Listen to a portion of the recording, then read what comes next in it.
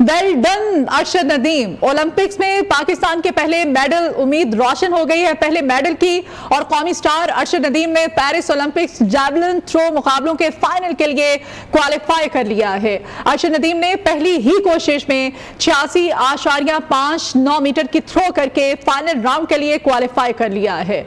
भारत के नीरज चोपड़ा ने भी 89.34 की थ्रो फेंककर फाइनल में अपनी जगह बना ली है। पेरिस ओलंपिक्स में जैवलिन थ्रो का फाइनल मुकाबला 8 अगस्त को रात 11:25 पर खेला जाएगा।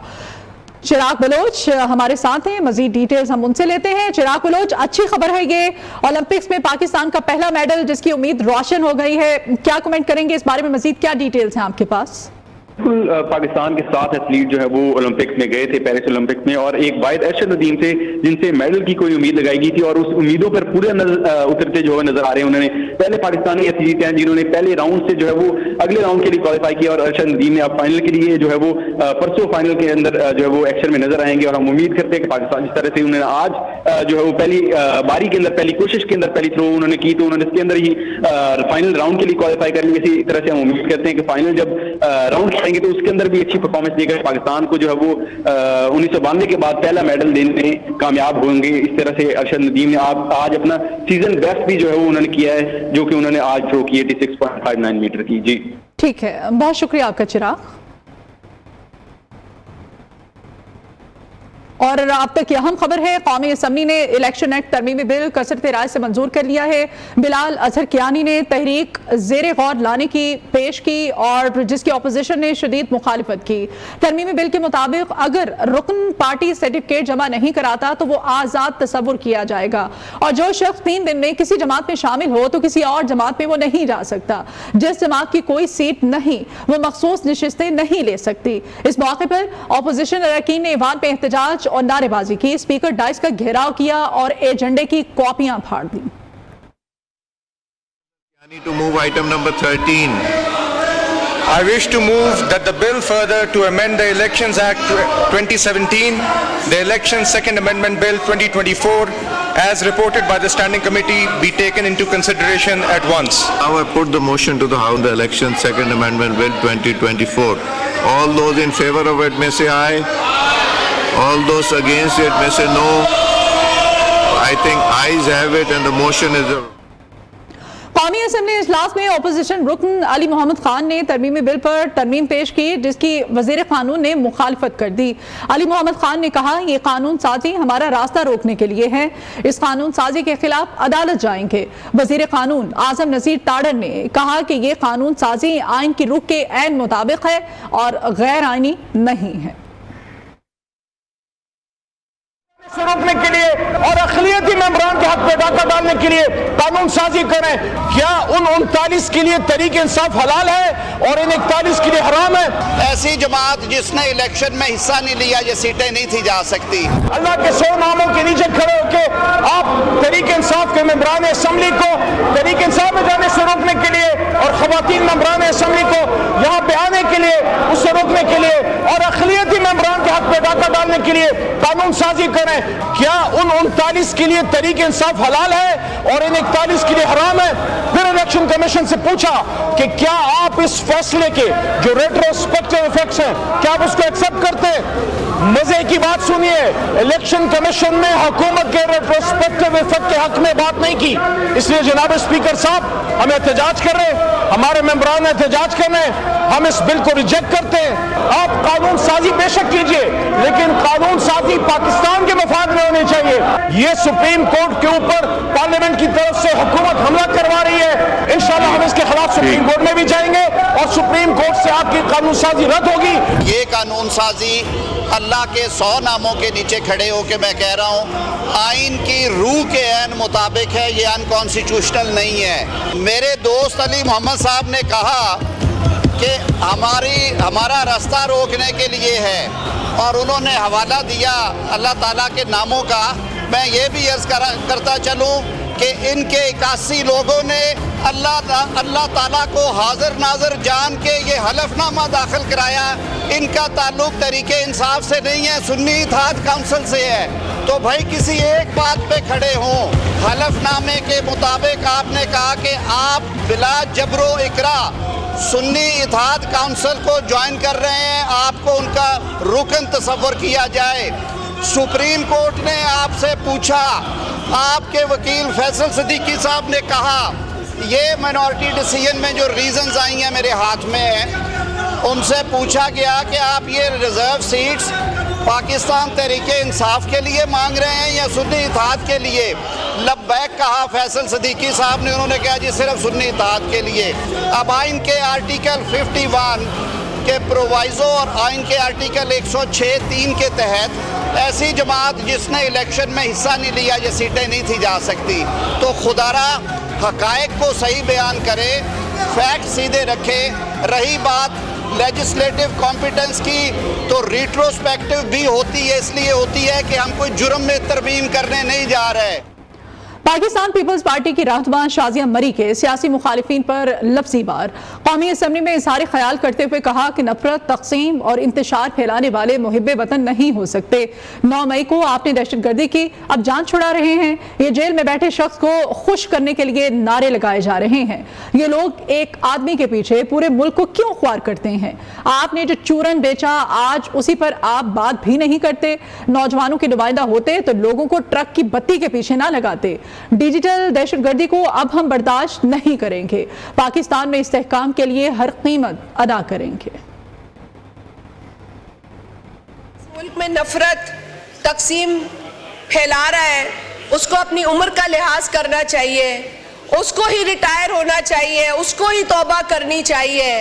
لیکن 70-75 کی عمروں پر پہنچ کر اگر آپ کہیں کہ آپ نوجوانوں کی نمائندگی کر رہے ہیں تو میرے خیال ہے یہ زیادتی ہے. یہ بہت بڑی زیادتی ہے, خود کے ساتھ بھی اور اس نوجوان کے ساتھ بھی جس کے آپ نمائندہ نہیں ہیں.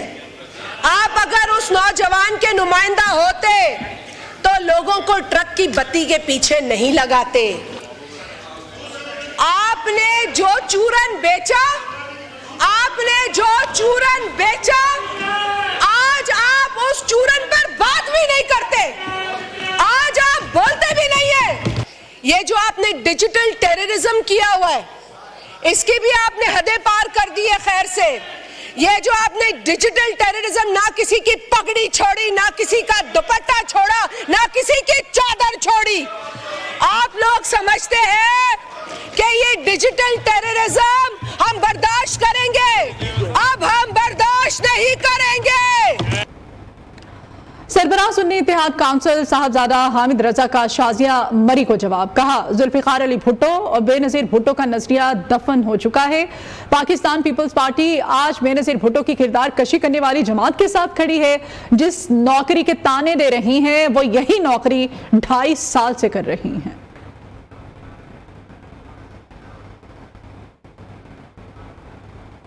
اور جماعت اسلامی نے 8 اگست کو راولپنڈی میں دھرنا مارچ کا اعلان کیا ہے. 11 اگست کو لاہور اور 12 اگست کو پشاور میں دھرنا شیڈیول سامنے آ گیا ہے. امیر جماعت اسلامی حافظ نعیم الرحمان کہتے ہیں کہ 8 اگست کو مری روڈ پر مارچ کریں گے, 11 اگست کو لاہور میں دھرنا دیا جائے گا. تاجروں کی مشاورت سے 14 اگست کے بعد ملک گیر شٹر ڈاؤن ہڑتال کا اعلان کریں گے. مطالبات کی منظوری تک دھرنا جاری رہے گا. ملک کے حالات خراب نہیں کرنا چاہتے, دھرنا اور مذاکرات جاری رہیں گے. ہمارا مطالبہ جائز ہے جسے حکومت کو ماننا پڑے گا. آئی پی پیز کیپیسٹی پیمنٹ عوام کو کسی صورت قبول نہیں ہے. حکومت مذاکرات میں سنجیدہ دکھائی نہیں دے رہی. اور مظفر گڑھ کی تحصیل علی پور میں نامعلوم افراد نے نجی اسکول کے سامنے فائرنگ کر دی. فائرنگ سے ایک طالب علم شدید زخمی ہو گیا.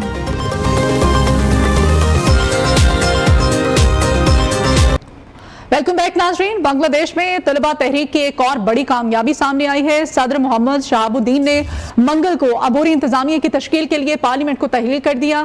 پارلیمنٹ تحلیل کرنے کا فیصلہ صدر شہاب الدین نے تینوں مسلح افواج کے سربراہان سے مشاورت کے بعد کیا. طلباء تنظیم نے صدر کو پارلیمنٹ تحلیل کرنے کے لیے 3 بجے کا الٹیمیٹم دیا تھا, جبکہ دوسری جانب نوبیل انعام یافتہ محمد یونس نے عبوری حکومت سنبھالنے کے لیے رضامندی کا اظہار کر دیا ہے. پیرس میں نوبیل انعام یافتہ محمد یونس نے گفتگو میں کہا کہ آج بنگلہ دیش کے عوام آزاد ہو گئے ہیں.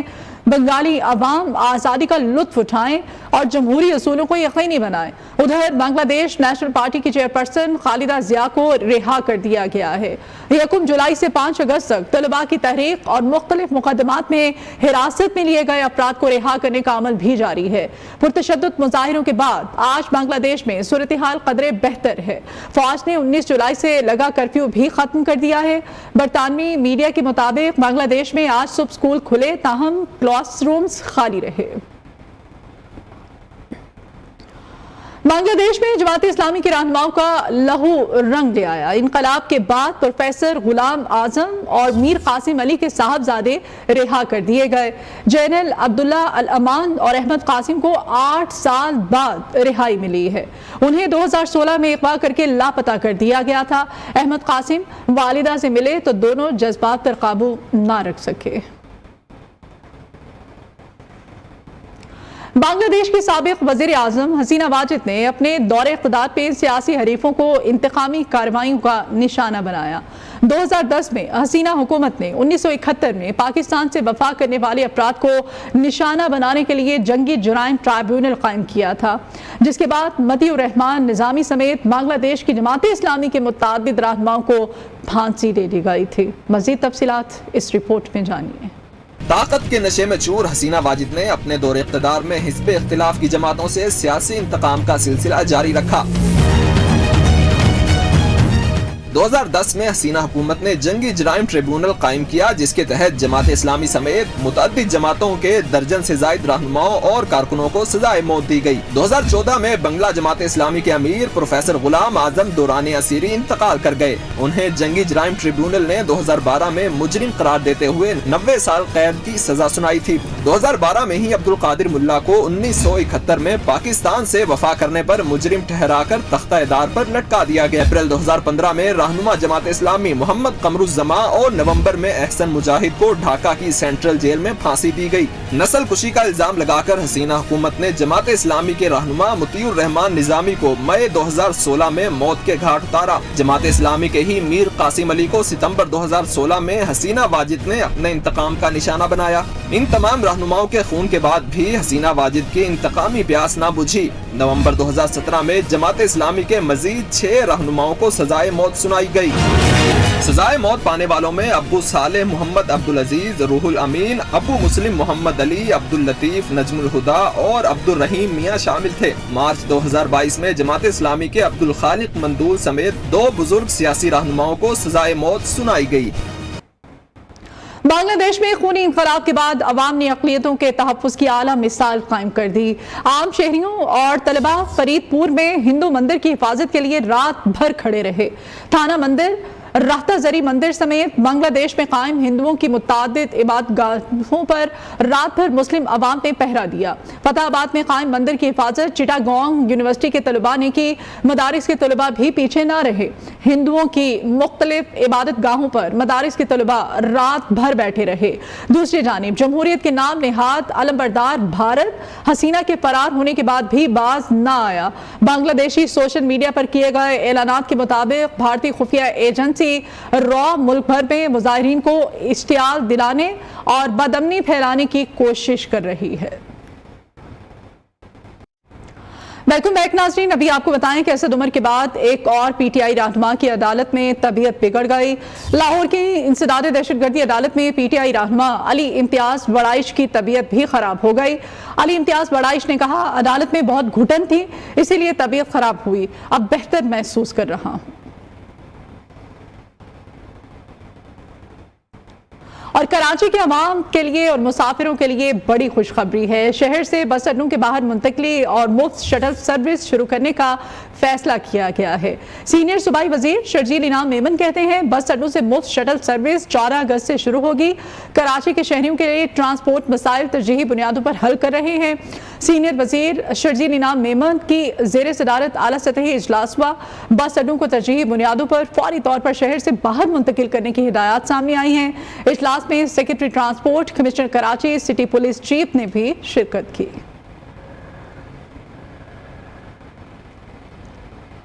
कराची में पाक होम्स और राष्ट्रीय गोट में गैर कानूनी कब्जा खत्म कराने के अदालती फैसले के खिलाफ एहतजाज किया गया।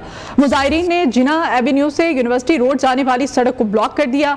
इलाका मकीनों ने सड़क पर टायर जलाकर एहतजाज किया और सड़क को क्लियर कराने के लिए पुलिस की भारी नफरी तैनात कर दी गई है। इस वक्त वहां पर क्या सूरत हाल है, उबैद शाह कराची से हमारे साथ टेलीफोन लाइन पर मौजूद हैं। उबैद, क्या अपडेट करेंगे?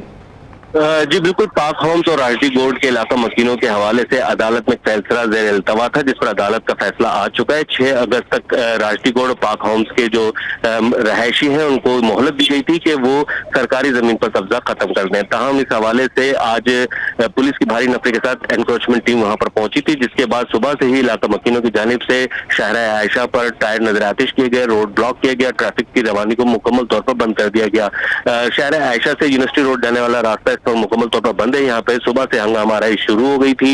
एनक्रोचमेंट टीम, पुलिस और रेंजर्स की भारी नफरी जाए वकुआ पर पहुंच गई। ताहम अभी तक सूरत हाल को काबू में नहीं किया जा सका है। वाटर कैनन को भी तलब कर लिया गया है। पुलिस की भारी नफरी सब जाए वकुआ पर मौजूद है। पुलिस की भारी नफरी जाए वकुआ पर पहुंच चुकी है। बहुत शुक्रिया आपका उबैद।